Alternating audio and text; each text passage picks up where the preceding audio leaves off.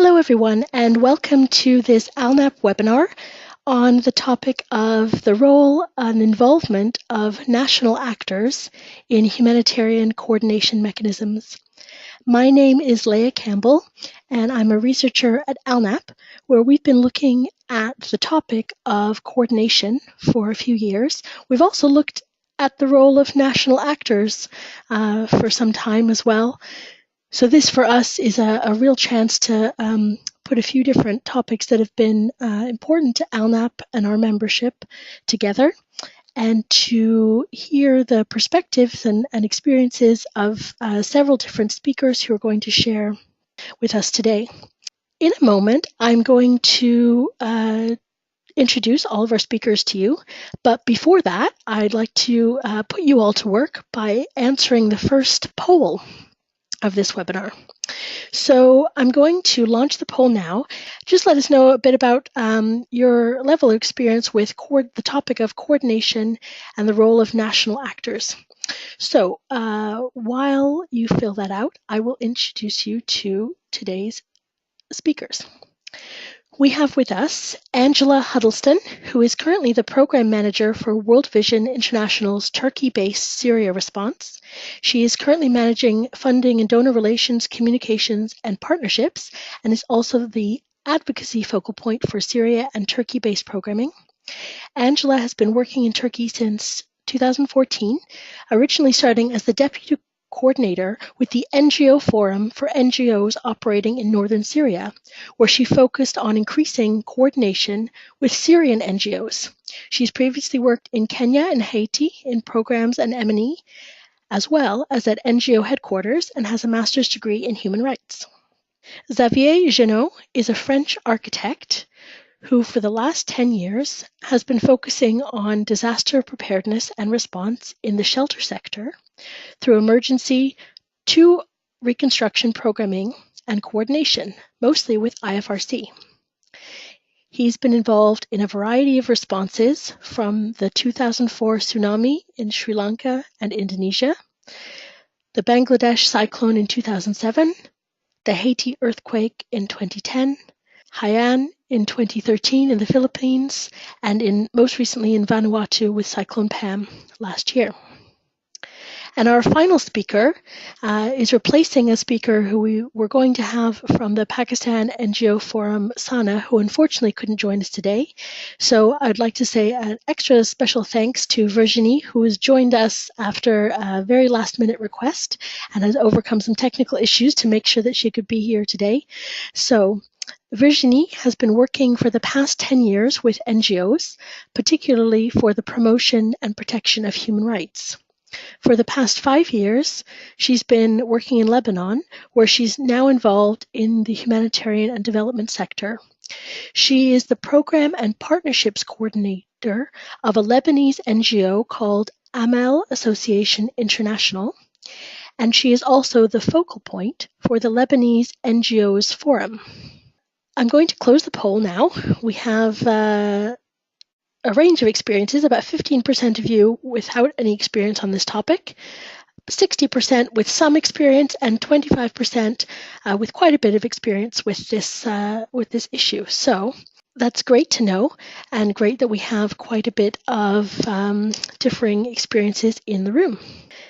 I'm going to first turn to Angela, and the question is, what are your overall experiences with the issue of national actors in coordination mechanisms? Well, hello there. First of all, I want to say thank you to everyone for coming. I'm excited to see that there's so many people interested in this topic. As you heard from Leah, I've worked with the NGO Forum for 6 months, from August of 2014 until February of 2015. And during that time, my main priority was actually to increase our engagements with Syrian NGOs in the humanitarian coordination infrastructure, as well as specifically to ensure that we were including the perspectives of Syrian NGOs into the advocacy, representation, topics that the NGO Forum was focusing on. No, we had a very interesting experience working with Syrian NGOs in the NGO forum. When I first arrived, there was very limited experience and very limited involvement of Syrian NGOs in the coordination infrastructure. Also at that time, we did not have the clusters activated yet, so actually any of the coordination infrastructure was focusing very heavily on just informal working groups that were supported by INGOs, supported by the NGO Forum, as well as beginning to engage with the UN mechanisms that were beginning to be established here at that time. At that time, Syrian NGOs were very underrepresented in all of the coordination infrastructure, particularly at the working group levels.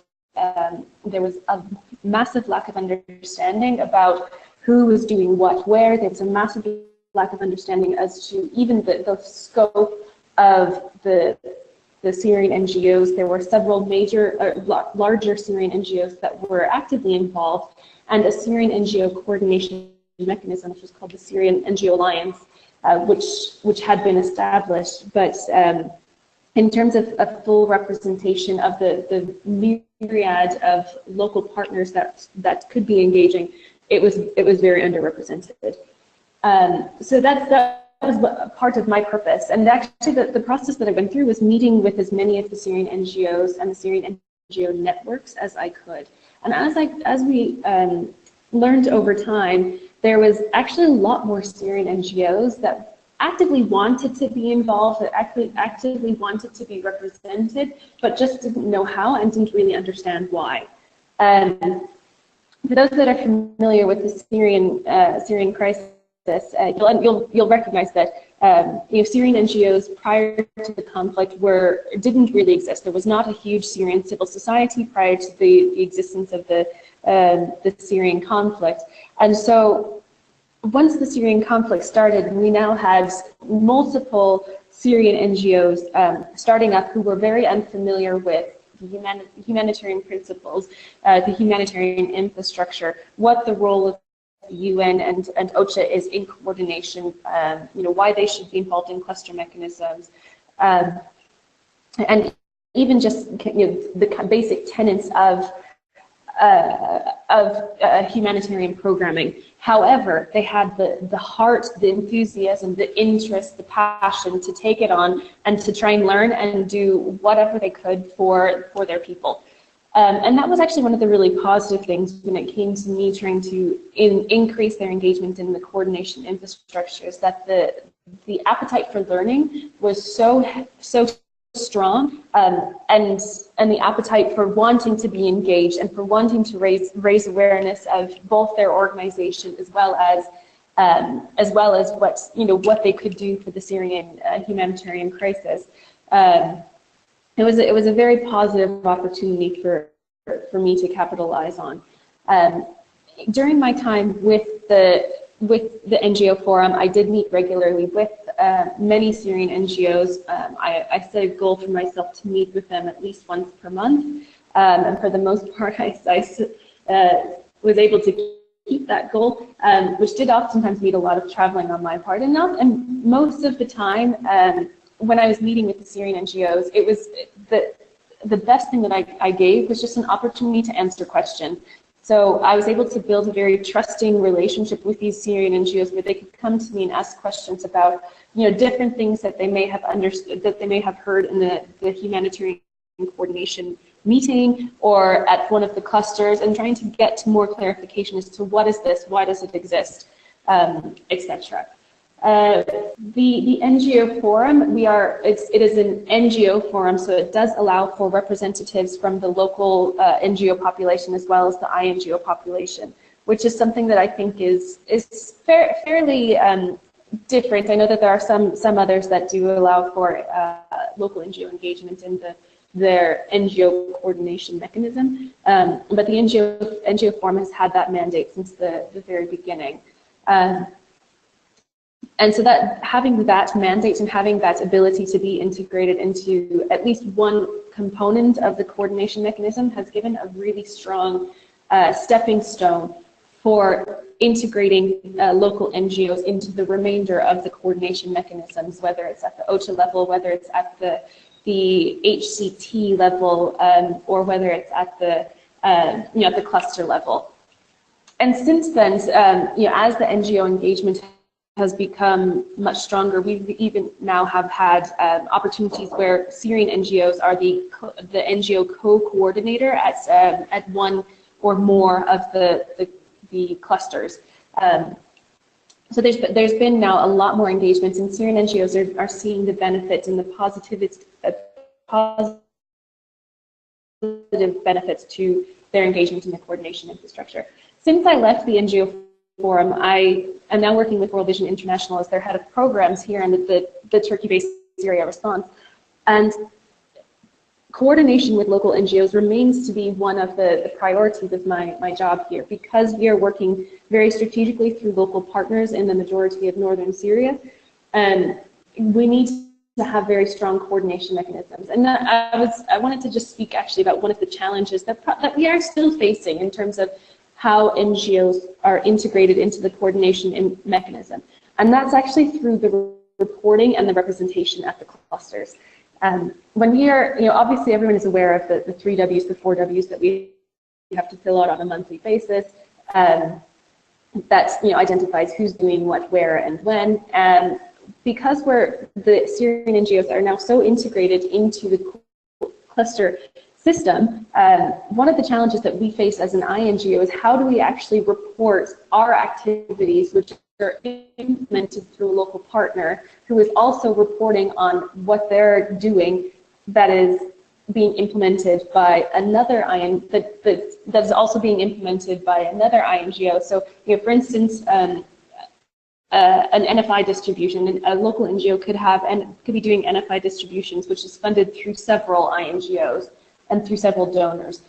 Now, how do we actually report into into the cluster system, into the 3 Ws? How do we actually represent ourselves in the clusters by ensuring that the partnership is identified, that all of the activities are identified, and that one, INGO is not necessarily taking credit for the activities that a local NGO would be doing, but that it's still actually shared and reported appropriately.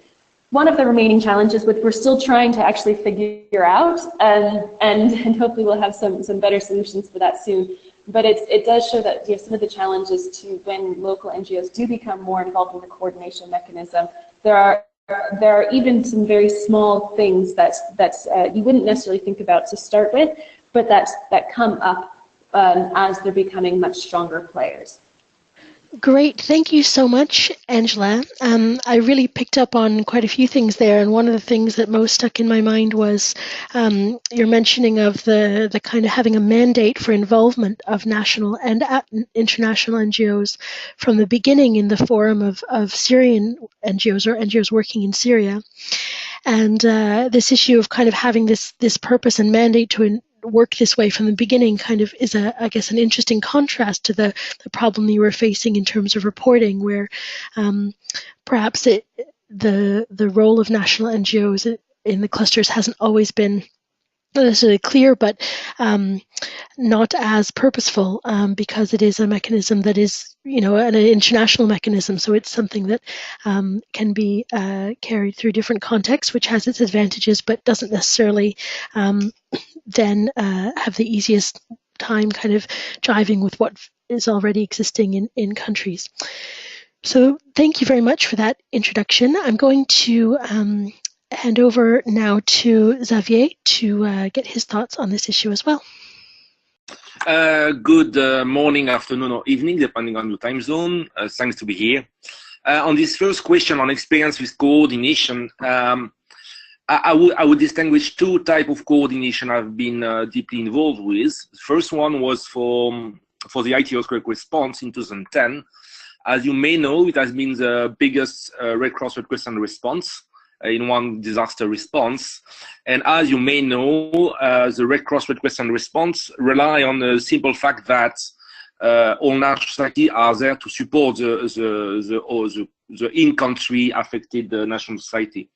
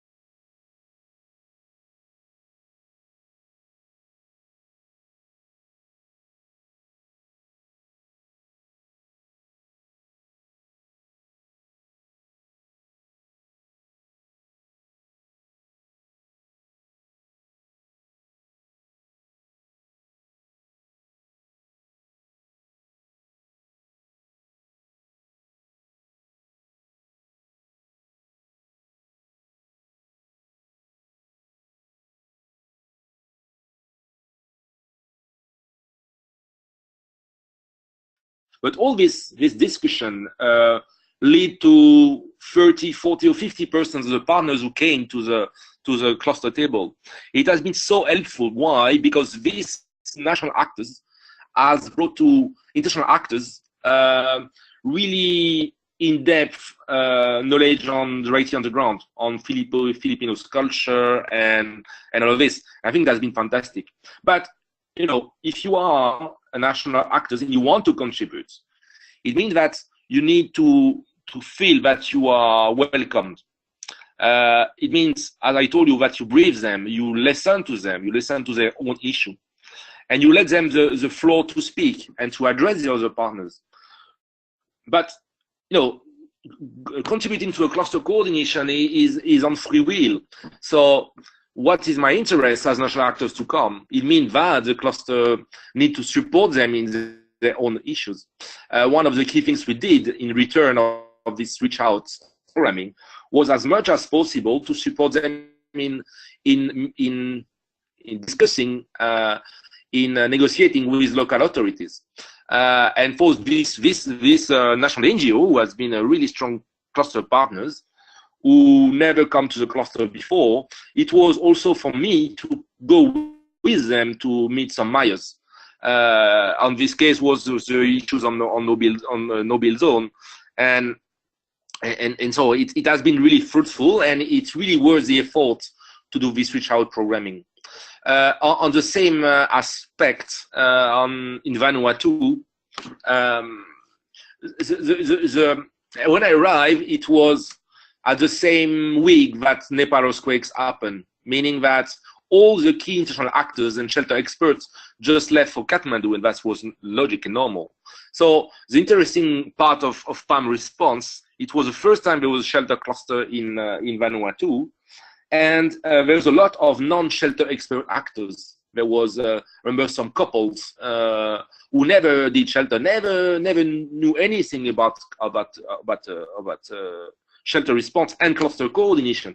So my role here again was to sit with them, to invite them, and they come, and they became one of the most interested partners of the shelter cluster. The interesting thing on this is they say, you know, we were shy because we didn't understand you big players. You know, we didn't feel we have a role to play.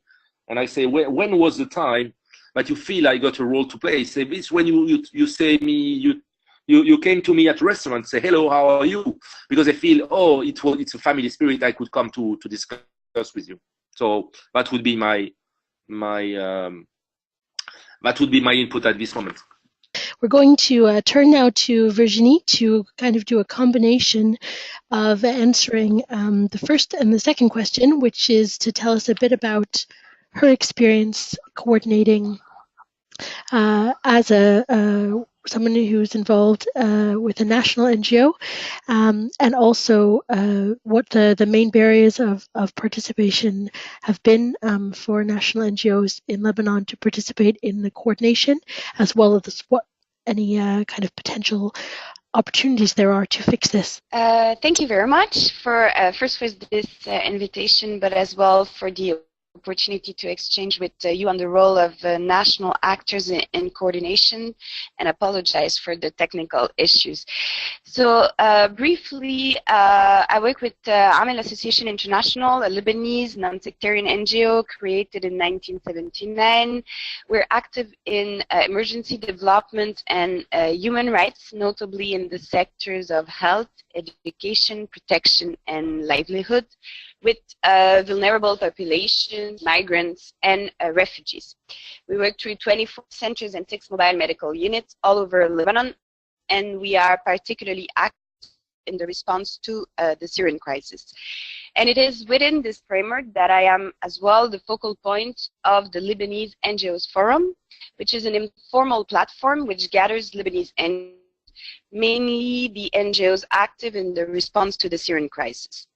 This informal mechanism was created almost 3 years ago under the initiative of UNHCR. So you can imagine that initially many local NGOs were not really happy with such a mechanism created by a UN agency. knowing that other coordination mechanisms were existing in Lebanon before, even though they were not particularly focused on the Syrian crisis response. However, and together with other Lebanese NGOs, Amel thought, okay, let's give it a try, but let's keep it informal, flexible, and different from other existing structures, which means that let's not focus too much on pure advocacy. Let's have our forum as an operational coordination tool. And since then, this is what happened. So each 6 months, we designate focal point to facilitate the coordination process within this network of NGOs, but as well with other stakeholders. And for the past couple of months, I have been the focal point on the behalf of my organization, AMEL. So what were the achievements of this forum during the past couple of months? Well, I would say that even though we are informal and very flexible, we were able to achieve quite interesting things, notably within the framework of the planning process in relation with the Syrian crisis here, which is the Lebanon Crisis Response Plan. So during the past year in 2015, 2014, local NGOs hardly got involved in this process because we didn't have the capacity to be engaged in the meetings. Sometimes we were not invited. So through the forum, we were really able to provide sectoral input, general inputs. We were able a little bit to structure our feedback, and as well at the same time we were able to enhance and increase our participation to national coordination mechanisms, and notably the humanitarian country team, where we now have 3 local NGO seats. We used to have 1 before.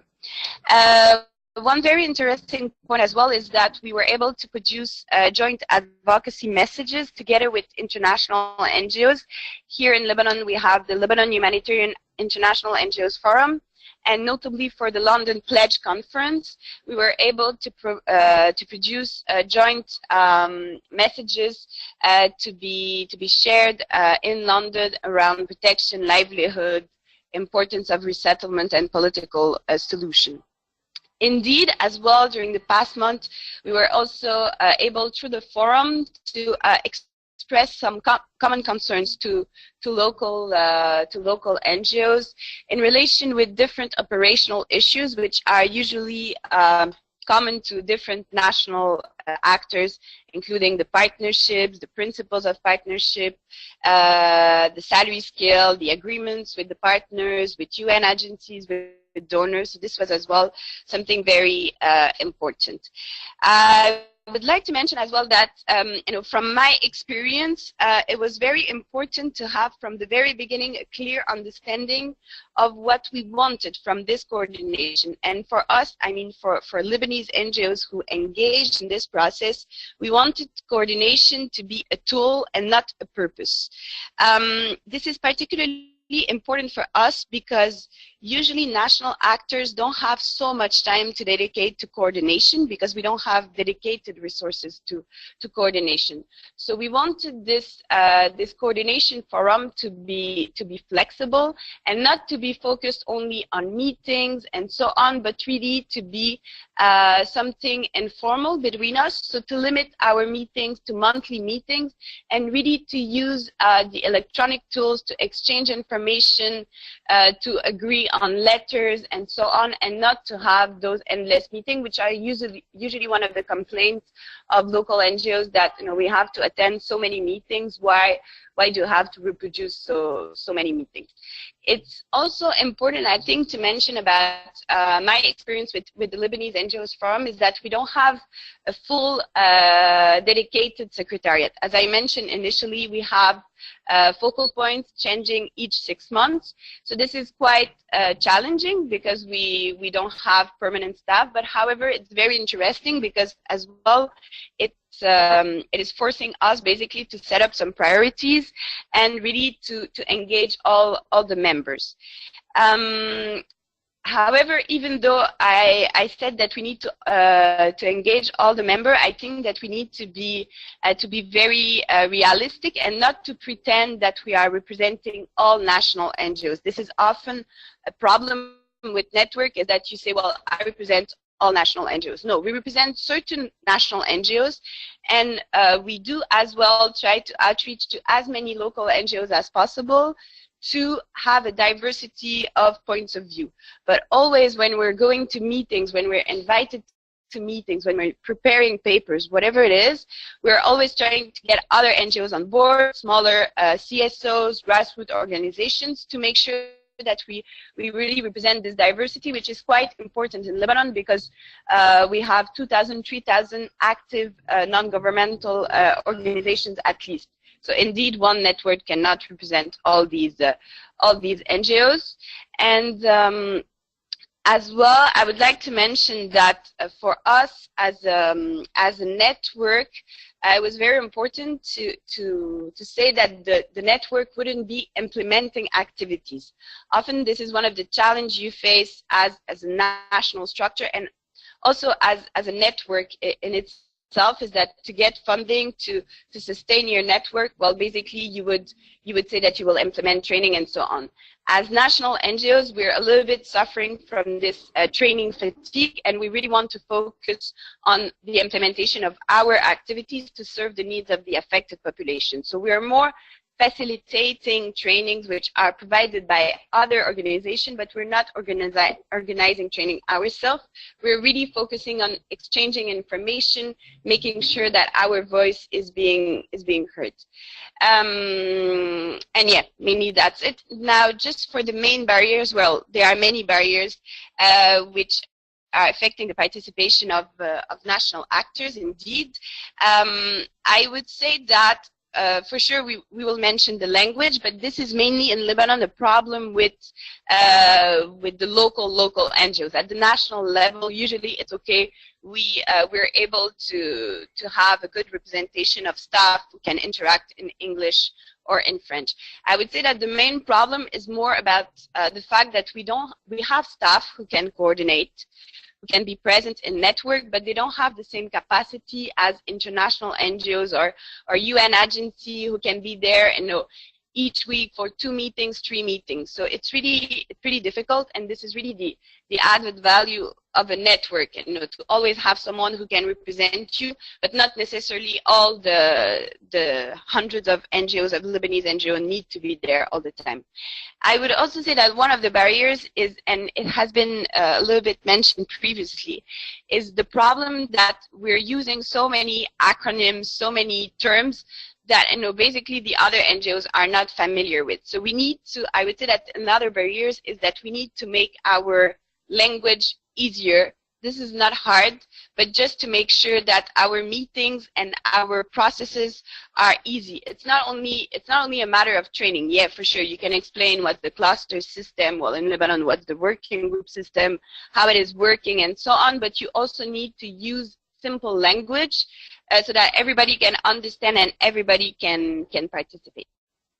Great. Thank you so much, Virginie. That was really interesting, and I think a lot of the things that you just brought up are things that people submitted in their questions, both before the webinar and also the ones that are coming in live.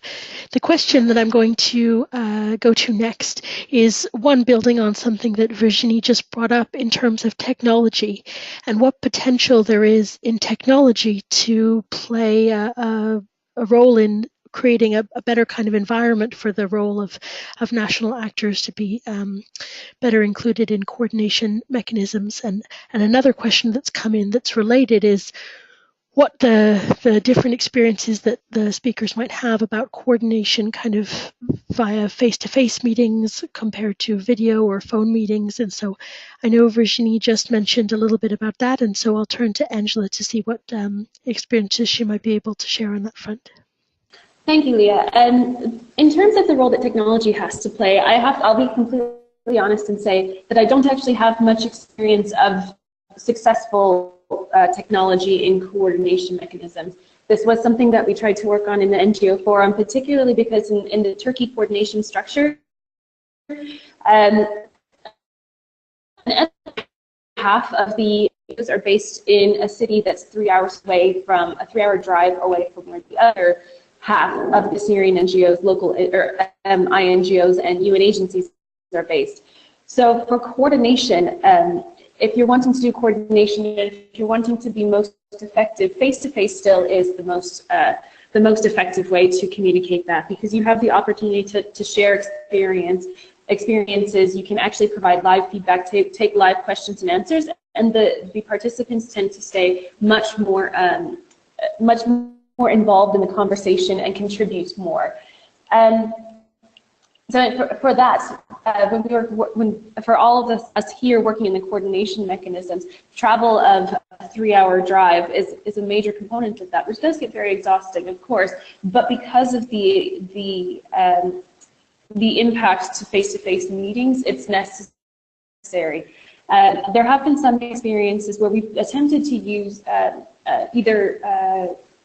most of the time it's using Skype to call in and have coordination meetings with Skype call-ins. It's possibly sometimes used other type of webinar conferencing online systems, but unless the people that you're Skyping in are very actively engaged and are very actively listening, and of course the internet holds out, it's very, very challenging to ensure that that their involvement is integrated real time into the rest of the conversation that's happening live.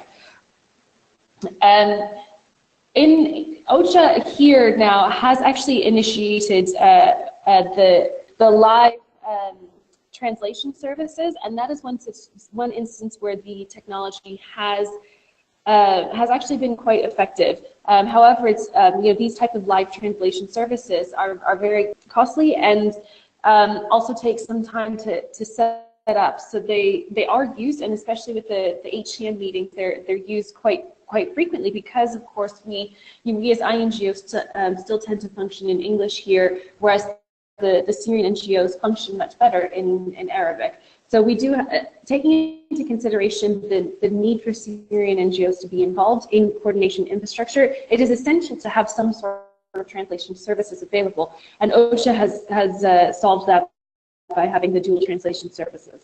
In other coordination meetings, we've most actually just used live translation through translator, and because the Syrians that we're working with here do have such a high capacity of English, most of them are actually quite fluent in English. There's even been instances where live translation happens by actual just members at the cluster, and even it kind of happens ad hoc with certain members shouting out the words individually. Because the actual interpreter may not actually may not know the technical word for what it is that they're meant to be translating from English into Arabic. Great, thanks very much, Angela. And you brought up one of the most common questions we've had come in, which is about language. And I think it's a challenge that consistently comes up around the world, and one that it sounds like maybe there are a few solutions for. And I know you and both Virginie have mentioned this a little bit. So thanks so much. Another kind of barrier that a few people have been asking about is the challenge of kind of cultural difference. And I was going to turn to Xavier to see if he could share a bit of his experience. I think he's got something to share about working in Vanuatu on this note. So I'll pass over to Xavier. Thanks, Leah. Yes, a few things on just a quick input on the last question. I think technology is a tricky. We are somehow have some fantasy or we see that as the next big thing.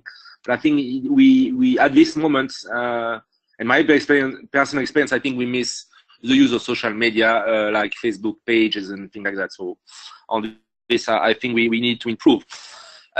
In terms of cultural difference, yes. Two examples in Vanuatu. It was really interesting.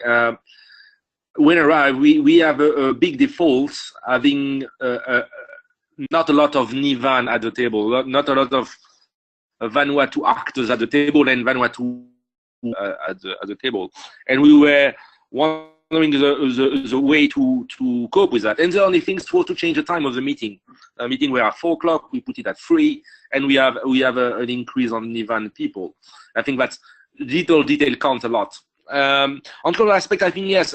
I think the key element to improve is coordination with local actors is to define the common ground. Is not only for national actors to understand the constraint of humanitarian system and processes, but also to bring their interests and their own culture at the table. And PAM response have been fantastic for that. Why?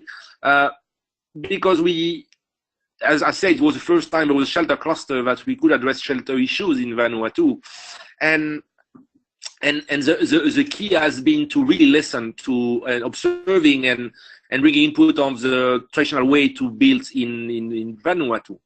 Basically, when we are more driven normally by a Western side way to look at things, to look at standard and processes. We in shelter and construction, a lot of time we end up by defining a response by standard or structural resistance of structure. In fact, no, in Vanuatu it works well because we really we really include traditional architecture and in the discussion at the cluster level, how we could support, how we could enable at best the normal way for building in Vanuatu. And that was the key to bring local actors at the table to help us understand what is a way to build. As an anecdote, for example, when at the capital level, it was discussion about let's design new schools and new house who will resist the Category 5 cyclone. I had the opportunity to go on the field, to go in communities, to meet communities, to see how they build. In fact, no, the resistance, the resilience of people is to build a bamboo structure, and the community kitchen being the emergency shelter for in case of new disasters. And I think to bring this from the ground, from the remote community to the table, shows the local partners, yes, there is interest to come to the coalition table because, yes, these foreigners are listening to us. And I think that's key. We agree intentionally on processes, on acronym and things like that. But I think if we really want to make a move to have better national coordination, is really to really listen on community perspective and cultural way to deal with things. On the same level, the government representative who was in charge of the shelter cluster coordination was quite shy because how I could deal with all these foreigners coming from cultural and historical barrier. And in fact, it was just to listen to him, to support him, to understand how international community is working and listening. And step by step, week after week, he just take it over.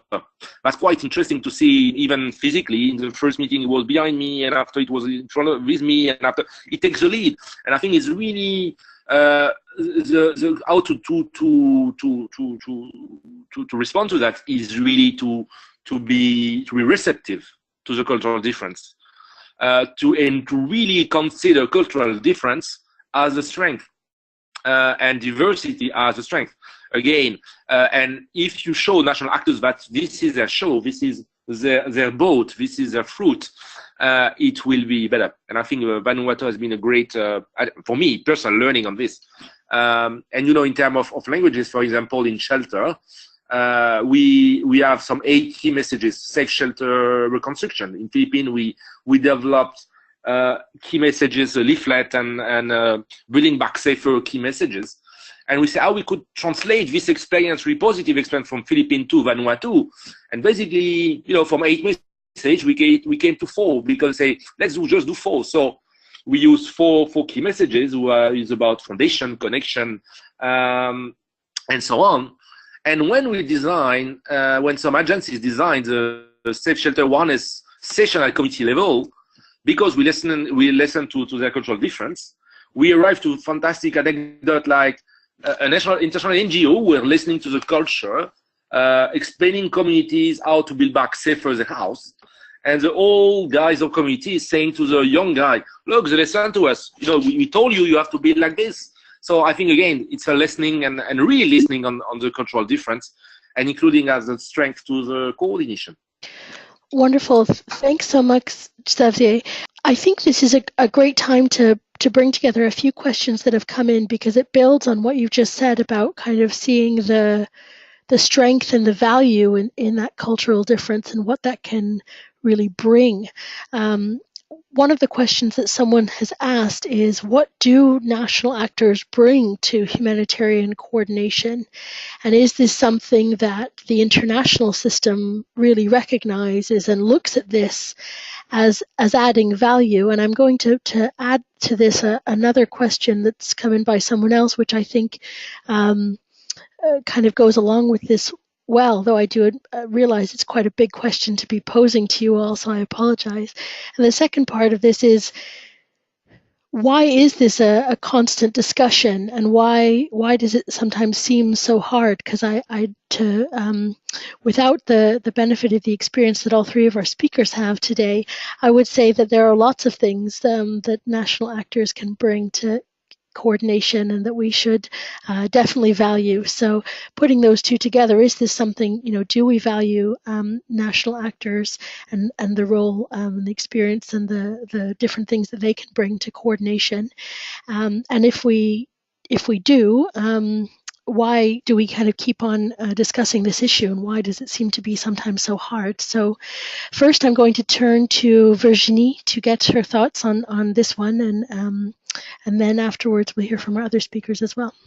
Yeah, one big question. So I just want to come back very, very quickly on the language and the barriers. I was thinking while you were discussing, we mentioned a lot the language of the meetings. It's not, or at least here in Lebanon, it's not so much about the language of the meeting, but it's also about the language of the documents, right? If you're getting the documents in advance in your own local language, then it's a way easier after to give your input in English. But you need to have like something, the core content of the meeting, which is being translated to the local language. So sometimes this is more helpful for us. So I would say that the language of the document as well can be a barrier. One of the comments as well here from local NGOs is to say, well, basically you could also from international NGO and UN side hire some staff who actually speak Arabic. And this is a question we can raise as well, right? It can be a requirement for some of the positions here to be Arabic speaking. And this is the case for some of them. Now to go on the question you just raised, what do national actors bring to humanitarian coordination? Well, obviously the field reality, right? Usually the local actors are the first responders, and they are the one, as I mentioned initially, who are very connected to the field implementation. So usually even the person who will participate to coordination meeting is involved in the implementation. And you can really see the difference here in Lebanon in coordination meetings between international and national actors. Usually national actors have a very good sense of what's happening. So you're not talking from a programmatic perspective, from a strategic perspective. You're just saying basically, okay, guys, you're talking about this strategy for the health sector. Well, I can tell you that practically speaking, this cannot work from my experience at the field level. Also, national actors, it's very interesting because they have the experience, they have the knowledge of what's already existing in country in terms of policies, in terms of practices. Here in Lebanon, often national actors can also give their input on what happened during the Lebanese civil war in terms of, dealing with emergency, with protracted crisis as well. So this is very important. And also one last point, which is really essential for me, they bring to humanitarian coordination the sustainability, and they prepare the exit strategy to this humanitarian coordination. Because if not, what happens is that basically when the international leave, there's no more coordination structure, there's nothing remaining. And this most probably leads us to why this is a constant discussion. Well, this is a constant discussion because we are basically reactivating those mechanisms each and single time there's an emergency. And Lebanon is a very interesting case study because we are unfortunately facing regularly emergencies and crises. And here, when I'm discussing with staff who've been involved in crisis for the past 20, 30 years, they're telling me, well, basically we face those issues with international NGOs, the problem that we're not able to engage with them, the problem that our voice is not being heard in meetings with other international actors. I think we've been facing this for the past 3 decades. How come it's still this way? Well, because there's no continuation in our mechanism, so we don't have time to reflect on what happened before that a new crisis will start. So most probably, if you have a strong involvement of national actors in these coordination mechanism, it's also the memory. It's also basically your memory of coordination, your national actor. And it's I'm not saying it will prevent this from being a constant discussion, but at least you have this continuation and this sustainability. Great, thanks so much, Virginie. We're going to stick on the same question, and I'm going to pass to Xavier to hear his thoughts as well on this one. Thanks, Leah. So on this, I would say it's good to consider coordination, but coordination as a software. You know, we agree globally as a software with humanitarian coordination platforms, the clusters, and so on. But you know, the software has to evolve. The software has to adapt to each situation. So why we address it differently at each moment, that's normal, because we need to install the software in each of the cases. You could not avoid that. So on the question of capacity building, yes, I agree. Ability of this would come from installing a software and somebody to understand this software and to maintain it when there is no disaster and in time of disaster. But it's really complex. Why? First, because if you think of software perspective, you are looking at architecture about institution. But one of the key elements of disaster response, humanitarian aid, is the turnover of people.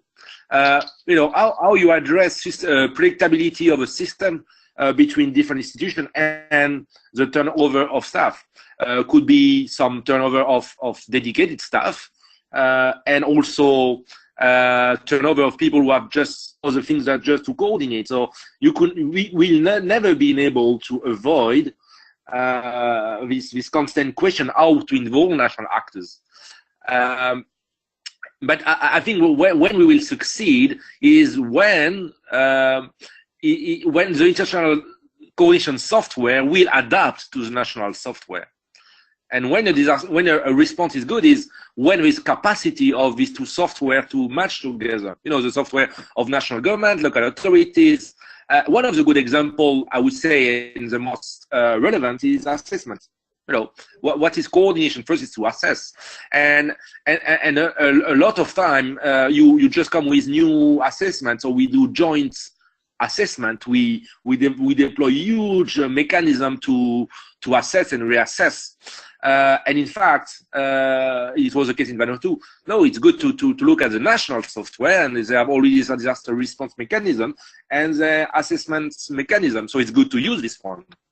So if we don't want if we need to acknowledge that we have this predictable humanitarian coordination platform, but we need to adapt to the national software. So it's an effort, but it's really international actors to look again to the software in place, not to reinvent a new wheel. I would say this would be my input at this stage. Great, thanks so much. I think we should switch to another question that's come in a couple of different formats, and I think it's an interesting one.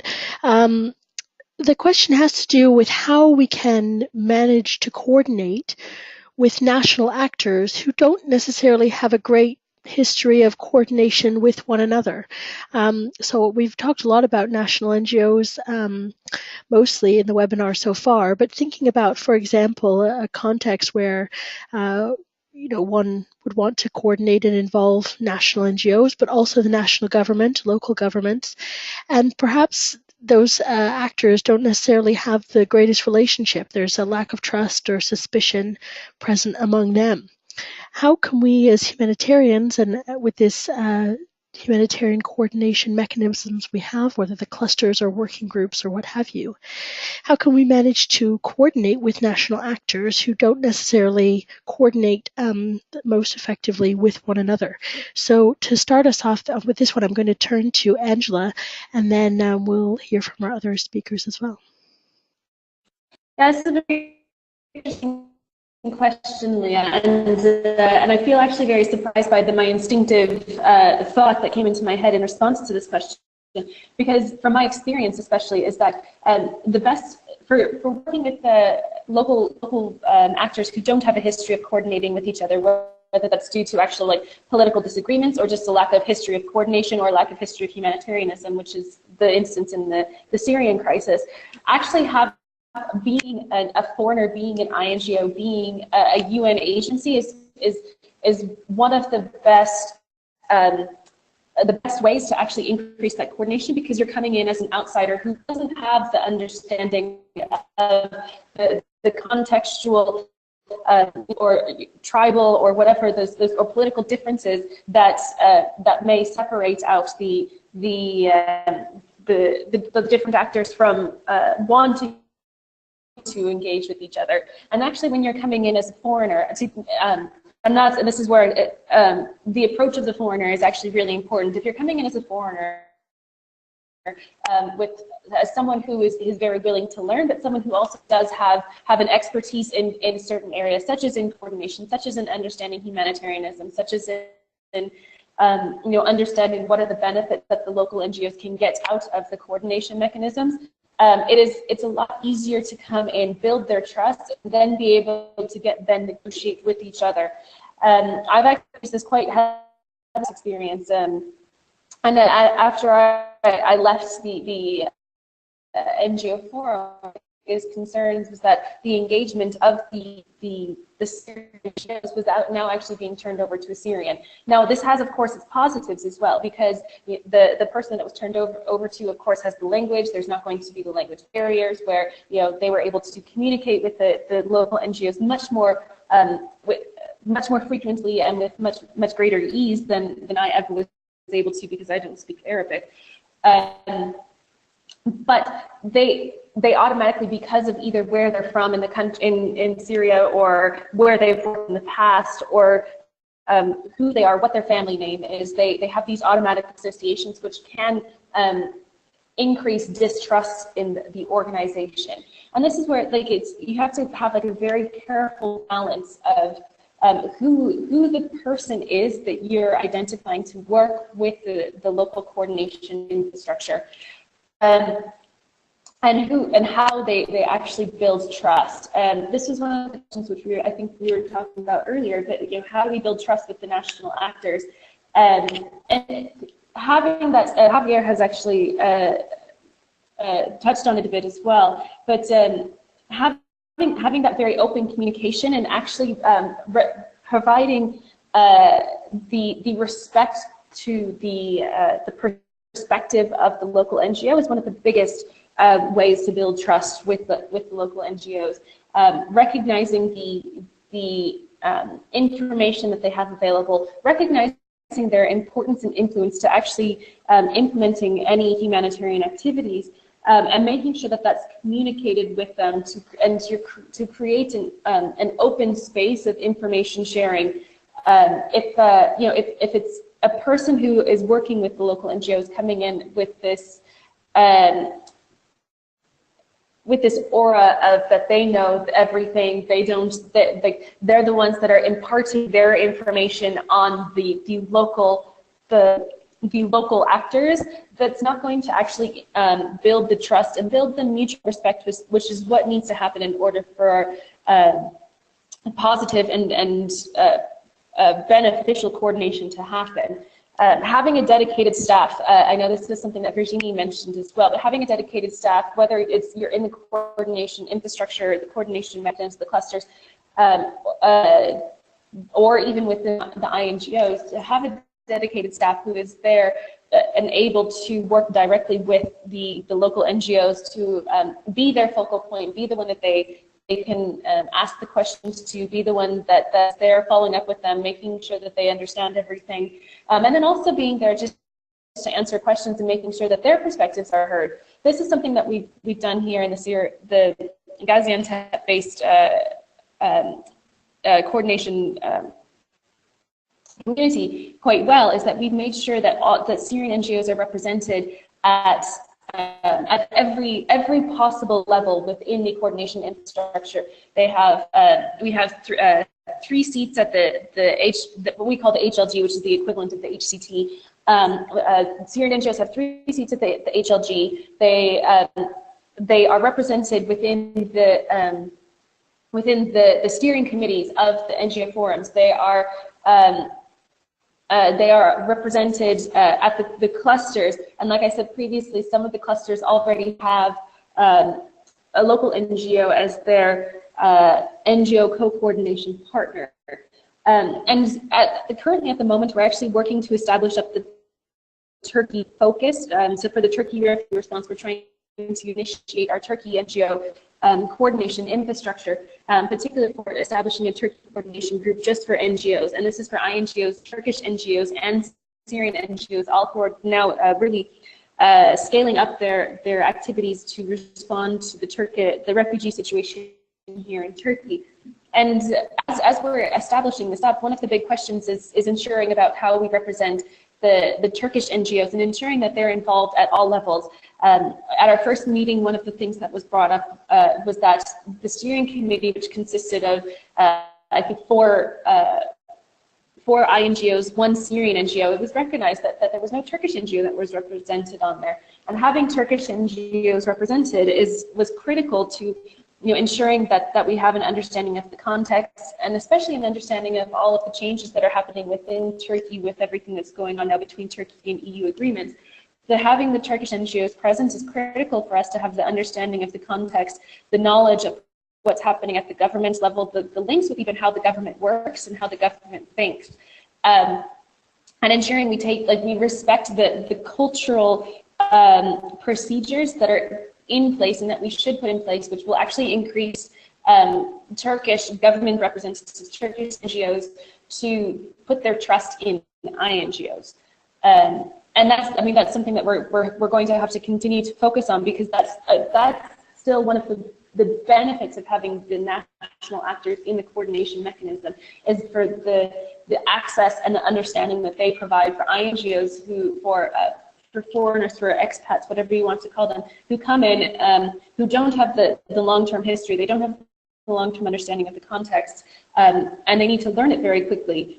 Having those frank discussions and building that trust with the local NGOs is the key component to increasing the trust and the ability for NGOs to increase their coordination and coordination infrastructure. Great. Thanks so much, Angela. I think there's some really great examples in there, and that's really useful.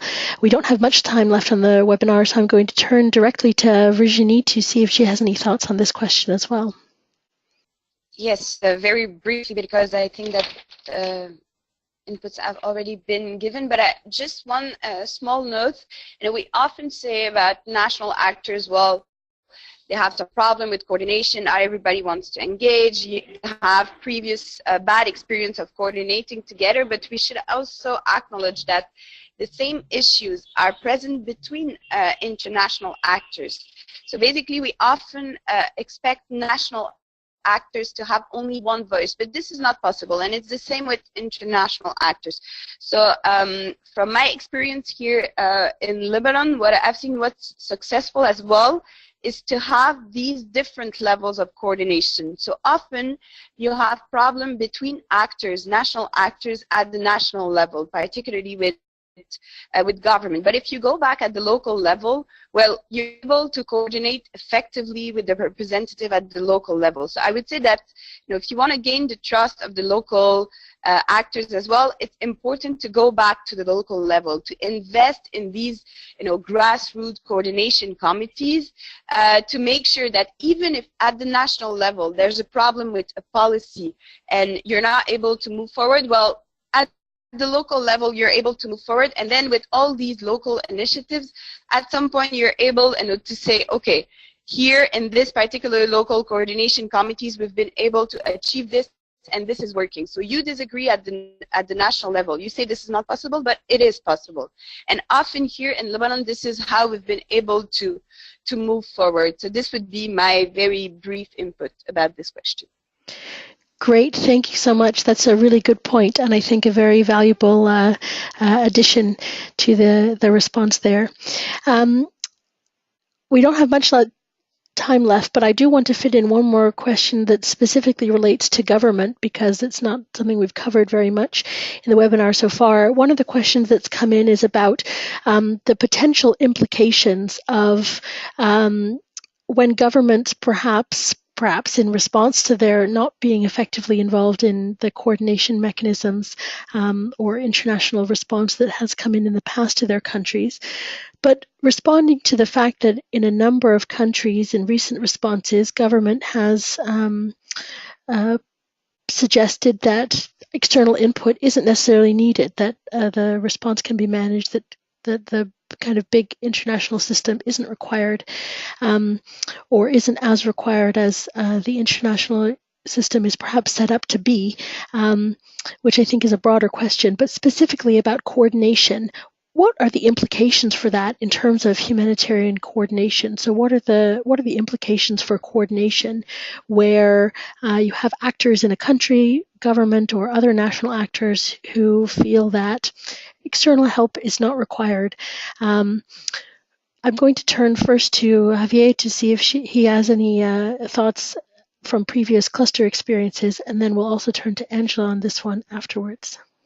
I have no real input on this, but I think it's a bit linked with the last question. I think, as you know, the cluster mechanism is something that has been created to fill a gap.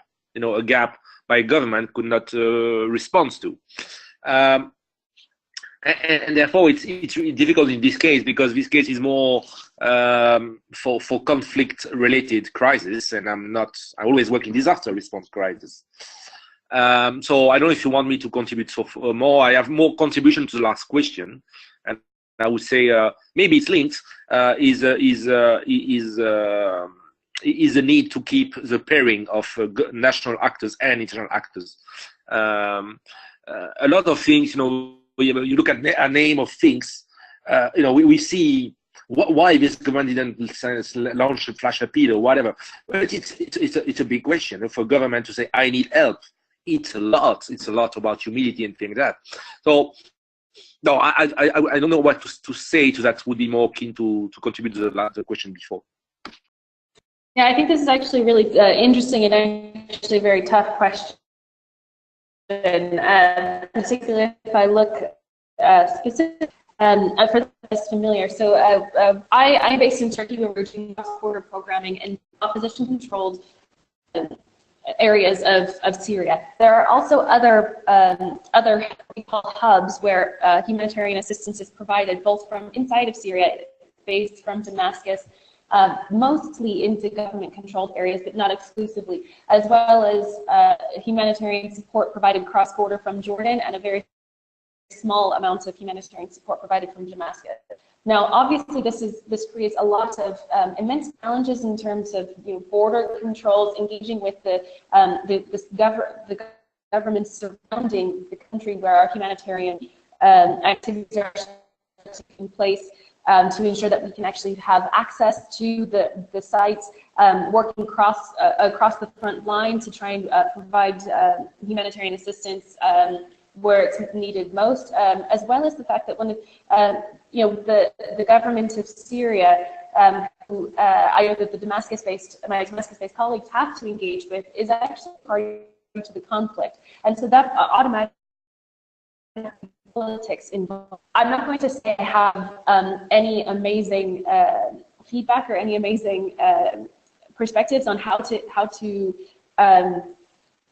improve engagements with a government who doesn't feel like the external help is required, because from my perspective, all of the work that we've done here from the Turkey side has been just engaging with the government of Turkey to access Syria cross-border, and there has been some small challenges, and it's actually based off of having an understanding of how the government works, who to talk to correctly, and why you need to talk to them, and how to approach them appropriately. And this is where Turkish NGOs or the local NGOs can actually be of a huge amount of assistance, because they have the already, even as I mentioned last time, I spoke contextual knowledge of what is the best way to approach a certain governor or a certain opportunities for acting for your humanitarian activities. In terms of the coordination infrastructure in the Syria response, because we are operating from so many different locations and having to coordinate our responses in one country from so many different surrounding countries, the coordination infrastructure here has taken an even additional approach, which we call the whole of Syria coordination infrastructure. And this is a completely newly developed, I don't think it's ever been done before in any other humanitarian emergency, where there's now an umbrella level coordination infrastructure which sits outside of the country, which is aiming to collate and collaborate and provide strategic guidance to the humanitarian response across the whole of Syria, not just the opposition-controlled areas versus the government or the Kurdish-controlled areas. And this has got the intention of this. Have a greater understanding of who is doing what, where, across the entire country, to improve the collaboration and communication between all of the different hubs. It hasn't been as successful, I think, as the intentions were to start out with. And from our perspective of those that are based here in the Turkey hub, is one of the things that we continue to try and advocate on is having the Syrian presence there. And one of the major challenges that we face is because this whole of Syria infrastructure exists now, they have meetings that happen in Lebanon, in Jordan, in Turkey, and the challenges for having Syrians represented at these locations on meetings such as to develop the humanitarian response plan is immensely challenging based off of location. For instance, in the 2016 humanitarian response plan, as it was being developed, the Turkey-based Syria response was only able to send one Syrian representative. So when we're talking about and planning for the humanitarian response and putting together the strategy for 2016 for the humanitarian response, there is one Syrian speaking on behalf of his entire country and his entire population to give his contribution as to what our strategy should be. That's actually completely disrespectful, and it was due to the fact that the location of this planning meeting was in a location that was very challenging for Syrians to travel to.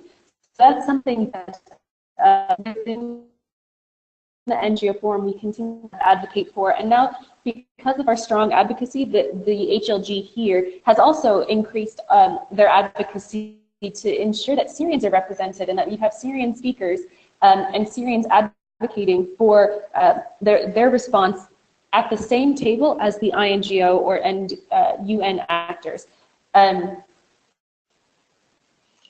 I think I probably derailed from the actual question, and I think back to that question, if we're looking now at the Turkey refugee response, the government of Turkey was again a government that wasn't too open to communicating with INGOs because of a history of distrust, a history of feeling like they may have been that INGOs were coming in to point their fingers at the government of Turkey, not to work on a humanitarian response, and a general lack of understanding as to what is required in the humanitarian response.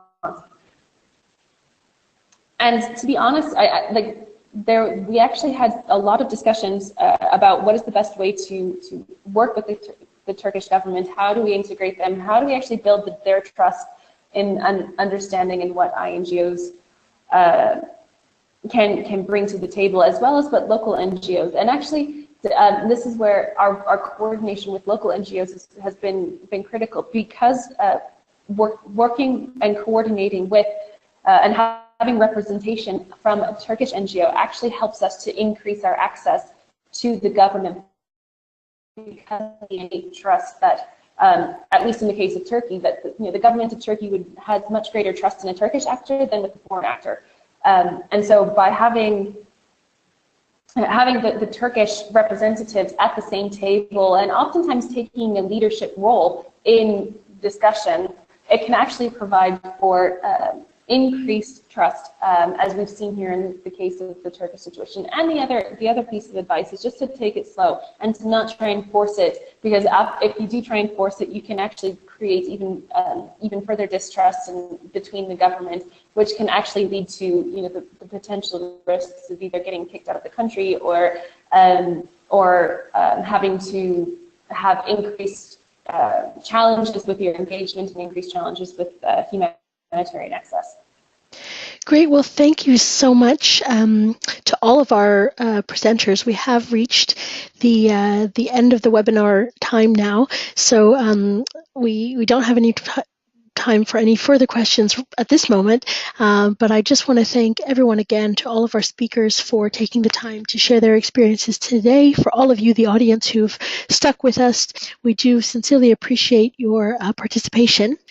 This is a part of a broader piece of work that ALNAP is doing, looking at some specific coordination challenges. The first webinar we held was last month, looking at coordination across a response. This one focused on national NGOs. We've got 2 more coming up, looking at information management and then decision making. So those will be happening through April and May.